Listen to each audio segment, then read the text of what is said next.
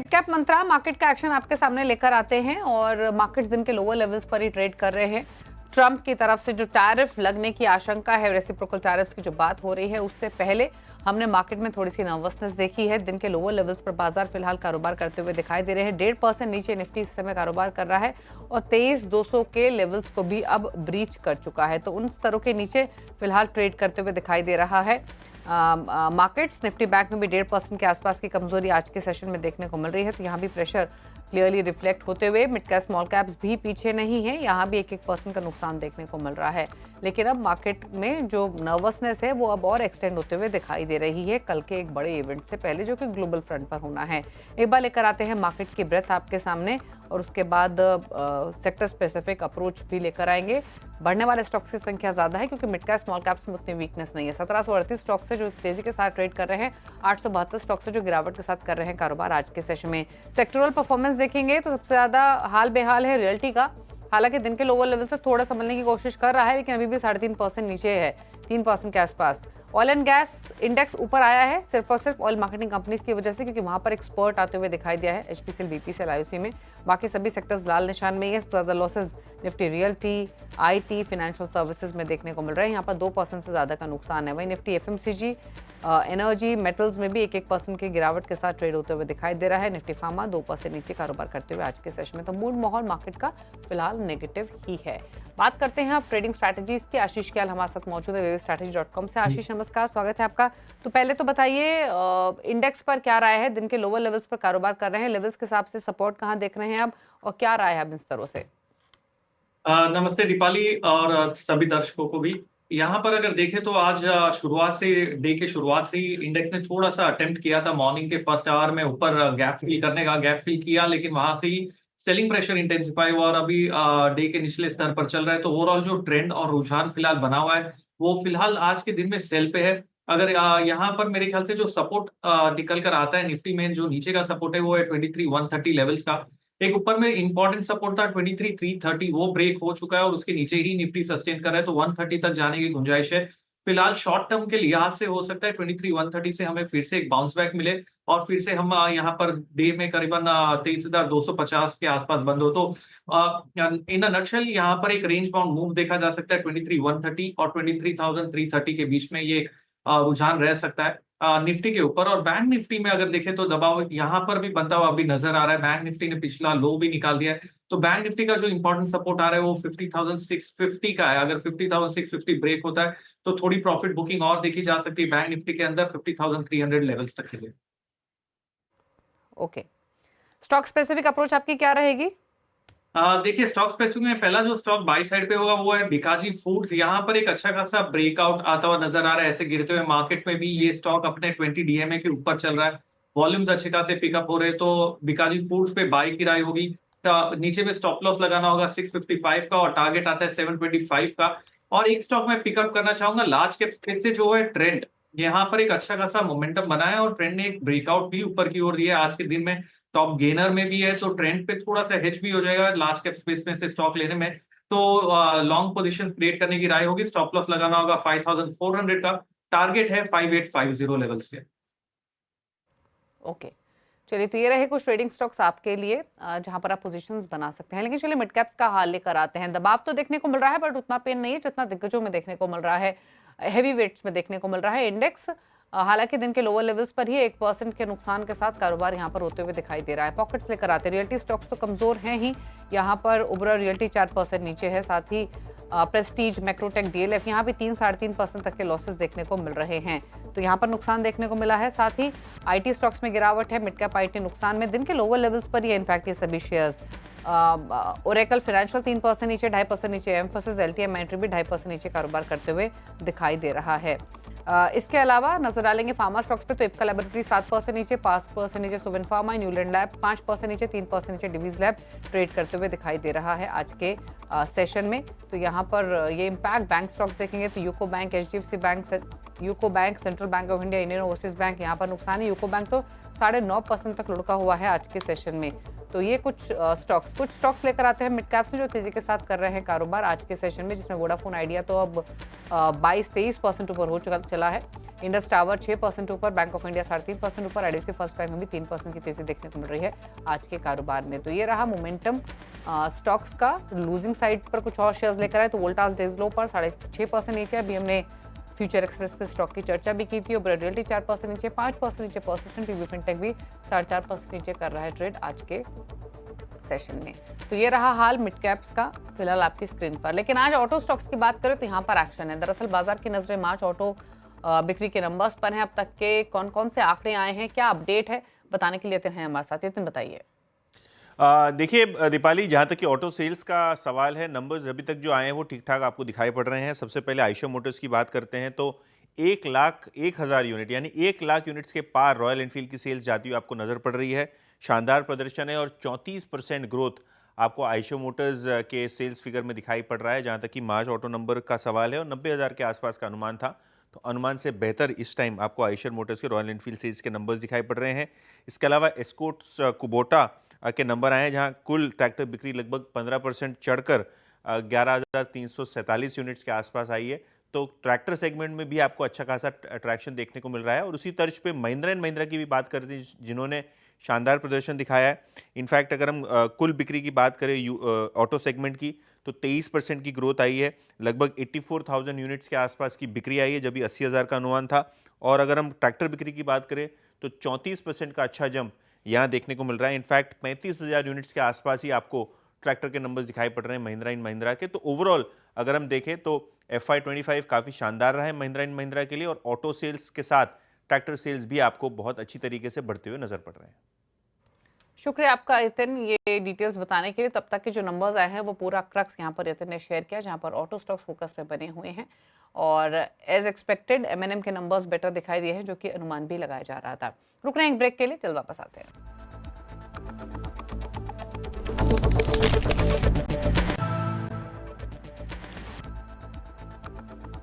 आप देख रहे हैं मिड कैप मंत्रा, लेकिन अब बात करते हैं वोडाफोन आइडिया की। ये स्टॉक जोरदार तेजी के साथ आज ट्रेड कर रहा है। 20% का, हमने 10% के बाद 20% का अपर सर्किट लगते हुए देखा। दरअसल सरकार ने वोडाफोन आइडिया को बड़ी राहत दी है। कंपनी पर 36,950 करोड़ की स्पेक्ट्रम नीलामी बकाये को इक्विटी में कन्वर्ट करेगी सरकार। ज्यादा डिटेल्स के साथ असीम मनचंदा है हमारे साथ। असीम बताइए, जोरदार एक्शन में वोडाफोन आइडिया, क्या राहत मिली है सरकार से?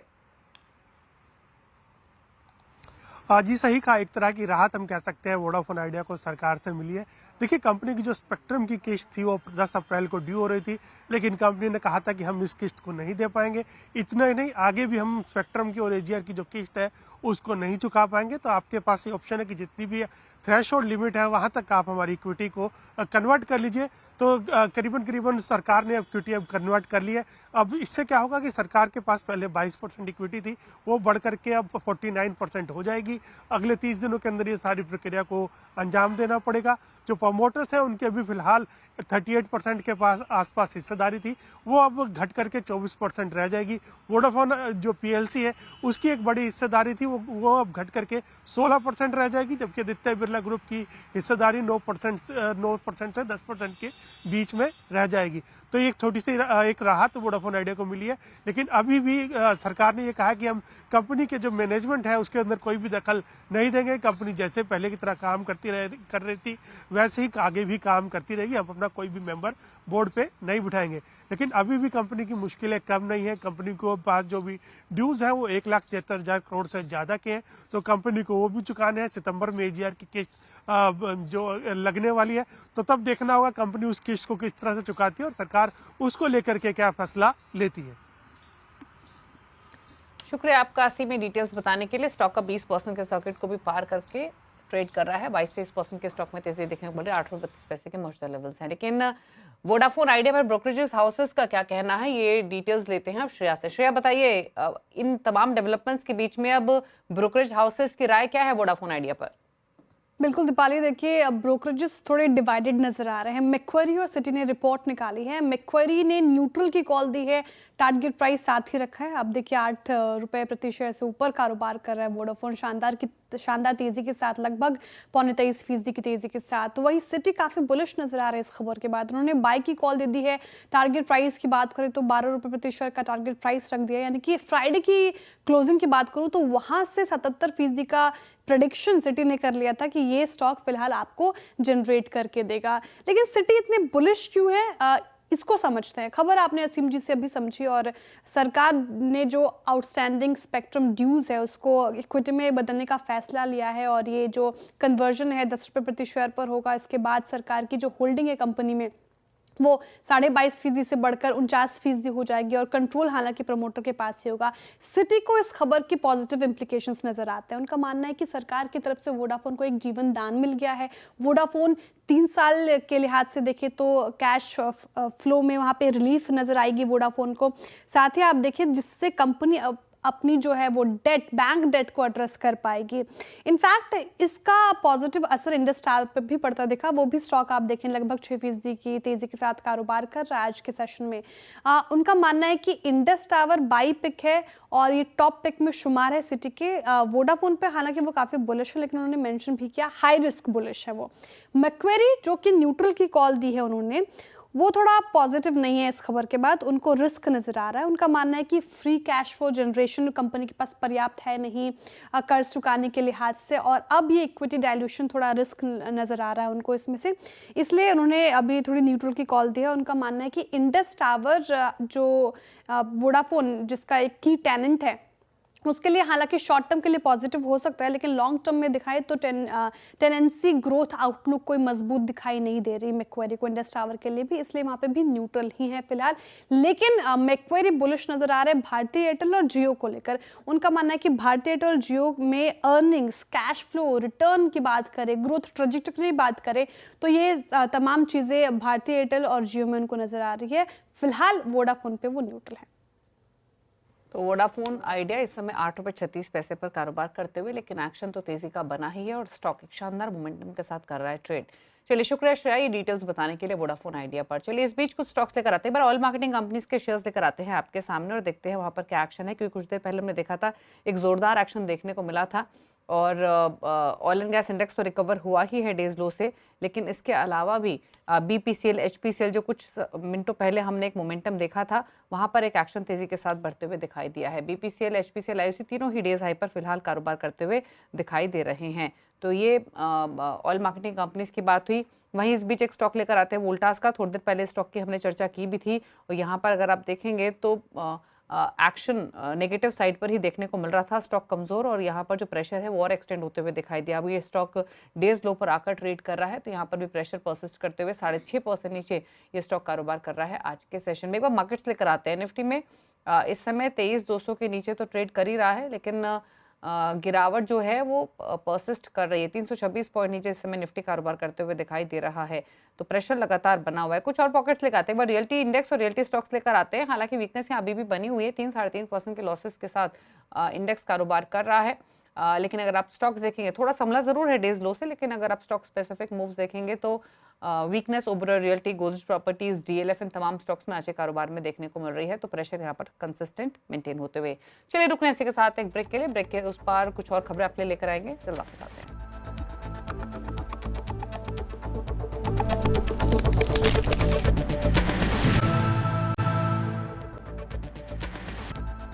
आप देख रहे हैं मिड कैप मंत्रा और रुक करते हैं कुछ और खबरों का। दरअसल नए वित्त वर्ष के पहले दिन यानी आज 1 अप्रैल से क्या सस्ता होगा, क्या महंगा हो रहा है, नियमों में कौन कौन से बड़े बदलाव होंगे जिनसे आम लोगों की रोजमर्रा की जिंदगी पर असर होगा, उस पर बातचीत करेंगे। लेकिन फटाफट से इस समय का एक क्विक मार्केट एक्शन आपके सामने लेकर आते हैं। दिन के लोअर लेवल्स पर ही बाजार ट्रेड कर रहा है। निफ्टी 23,200 के आसपास ट्रेड करते हुए दिखाई दे रहा है। अब इनफैक्ट लॉसेस थोड़े और एक्सटेंड हुए हैं, 3.5% का नुकसान वापस दिन के लोअर लेवल्स पर ट्रेड कर रहा है निफ्टी। बैंक निफ्टी में 750 अंकों का नुकसान है। सेंसेक्स 1150-1200 पॉइंट नीचे ट्रेड कर रहा है। मिड कैप स्मॉल कैप्स में इतनी वीकनेस नहीं है, हालांकि वहां भी 1% के आसपास के लॉसेस देखने को मिल रहे हैं आज के सेशन में, तो नुकसान के साथ वहां भी ट्रेड करते हुए दिखाई दे रहा है। आशीष कैल हमारे साथ मौजूद है। आशीष, स्टॉक स्पेसिफिक देखें तो एक राय आपके वोल्टास पर चाहिए। स्टॉक अब और कमजोर हुआ है, जिनके पास भी शॉर्ट साइड पर पोजीशन हो, नए टारगेट्स क्या हो सकते हैं? हाँ बिल्कुल, देखिए दीपाली, आज के दिन वोल्टास मेरे ख्याल से करीबन 6.25% की गिरावट के साथ ट्रेड कर रहा है और यहाँ पर अभी तक कोई भी बाइंग नहीं इमर्ज होती हुई नजर आई है।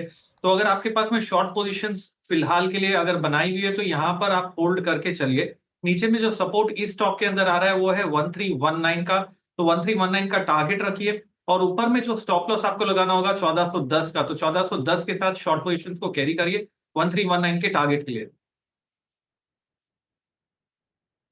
परसेंट नीचे अभी ये कारोबार करते हुए ट्रेड कर रहा है। इस बीच टीवीएस मोटर का स्टॉक लेकर आते हैं। जो टोटल सेल्स हैं वो 17% बढ़ी है वाई बेसिस पे।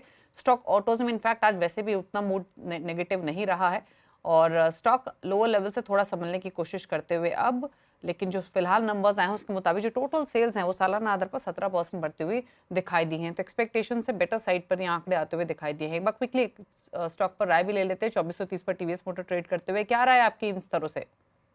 देखिए, टीवीएस मोटर एक अच्छा खासा कंसोलिडेशन करा है। बहुत इंटरेस्टिंग चीज ये है दीपाली कि यहाँ पर आज जब गिरावट आ रही है, ये स्टॉक फिर भी अपने पिछले जो डे लो था उसको प्रोटेक्ट करके अभी उसके ऊपर ही ट्रेड कर रहा है। ओवरऑल रुझान टीवीएस मोटर्स पे मेरे ख्याल से बाई साइड का है और ऊपर में अगर ये स्टॉक करीबन 2460 का लेवल ब्रेक करता है तो एक फ्रेश ब्रेकआउट आएगा।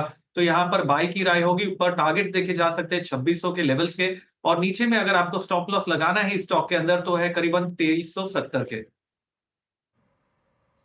ओके, तो 2370 के स्टॉप लॉस के साथ अगर खरीदारी की पोजीशंस हैं तो रख सकते हैं। स्टॉक में एक्शन देखने को मिल रहा है ऑलरेडी। तो ये फिलहाल हाल टीवीएस मोटर्स का, इनफैक्ट एक्सपेक्टेशन से काफ़ी बेटर ये आंकड़े दिखाई दे रहे हैं टीवीएस मोटर्स के। टोटल सेल्स 4,14,000 यूनिट्स रही हैं। एंटिसिपेट किया जाता है 4 लाख यूनिट्स के आसपास आ सकती हैं। तो एक्सपेक्टेशन से बेटर साइड पर ये नंबर आते हुए दिखाई दिए हैं टीवीएस मोटर्स के। अभी कुछ देर पहले हमने बाकी ऑटो नंबर्स का जिक्र ऑलरेडी किया था जहाँ पर एक्सपेक्टेशन से बेटर साइड पर नंबर आते हुए दिखाई दिए थे। चलिए कुछ और स्टॉक्स पर चर्चा कर लेते हैं। अच्छा, अभी हमने वोडाफोन आइडिया की बात की थी, एक बार बताइए आपके अगले टारगेट्स क्या हैं इस स्टॉक में आशीष? देखिए, वोडाफोन में आज करीबन 22-23% की छलांग एक साथ लगाया है स्टॉक ने। न्यूज ड्रिवन स्टॉक है लेकिन यहाँ पर मोमेंटम नीचे भी कम हुआ था, एक डाइवर्जन देखने मिला था। मेरे ख्याल से जो नेक्स्ट टारगेट आ सकता है इस स्टॉक के अंदर करीबन 9 रुपये 80 पैसे का आ सकता है। 9.80 का टारगेट है जहां पर ये प्रीवियस पीक बनाया था इसने फेब्रवरी के महीने में, वहां तक जाने की गुंजाइश है। 9.80 पे ट्रिपल टॉप का पैटर्न भी बना था तो 9.80 के टारगेट के लिए यहाँ पर होल्ड किया जा सकता है। अच्छा, एक स्टॉक लेकर आते हैं एमटार टेक का। 5% ऊपर ये स्टॉक ट्रेड कर रहा है। 1345 के मौजूदा लेवल्स है, डेज हाई पर हैं। हालांकि अगर स्टॉक की आप जर्नी देखेंगे तो पिछले पूरे हफ्ते ये नेगेटिव साइड पर ही रहा लेकिन अब लोअर लेवल से संभला प्रीवियस सेशन में, जो कि मोमेंटम अभी भी परसिस्ट कर रहा है। एक बार देखिए आशीष, बताइए एमटार टेक क्या रहा है? कि एमटार टेक में एक सेलिंग प्रेशर बना था दीपाली, करीबन 1490 से लेके ये स्टॉक ने लो बनाया था 1270 तक। यहाँ पर एक अटेम्प्ट हो रहा है आज के दिन में, बुलिश अटेम्प्ट है ऊपर की ओर, लेकिन मेरे ख्याल से इस स्टॉक को 1360 का आंकड़ा पार करना इंपॉर्टेंट है।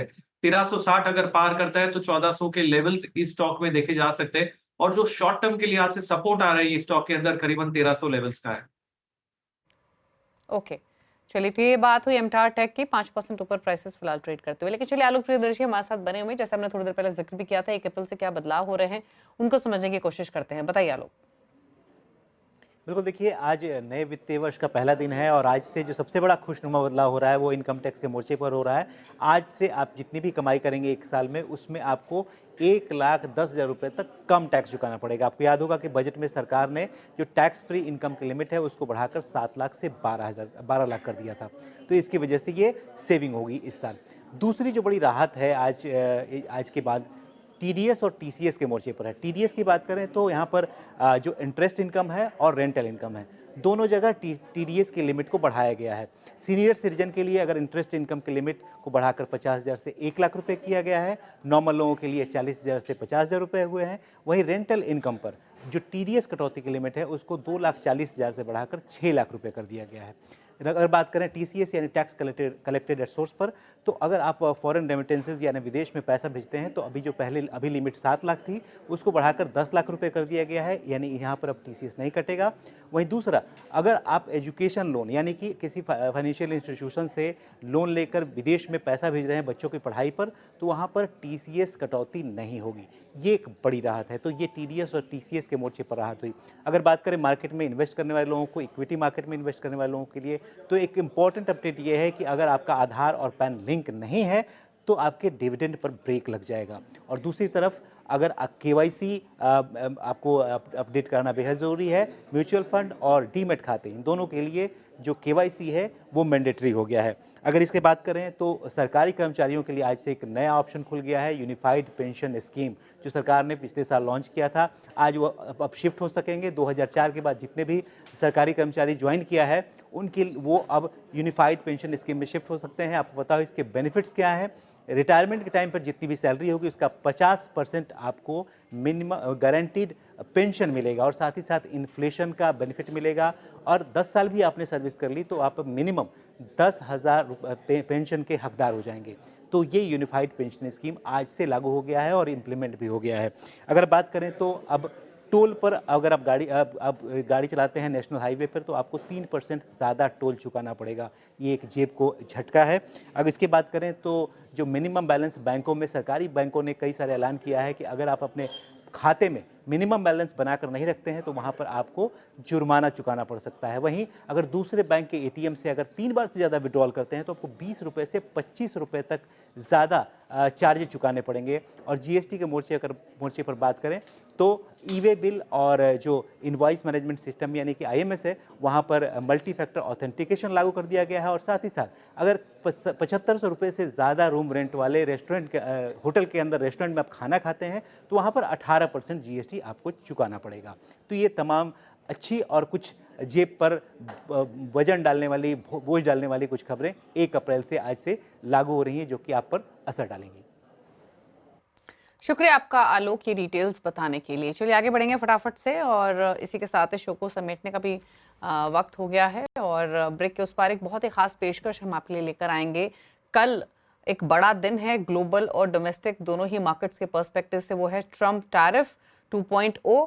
क्या हो सकता है, क्या मायने हैं, क्या इम्प्लीकेशंस भारतीय बाजारों के इस पर हो सकते हैं, इन सबको समझेंगे, एनालिसिस करेंगे, खास शो लेकर आएंगे अब से कुछ ही देर बाद आपके लिए। चलो वापस आते हैं।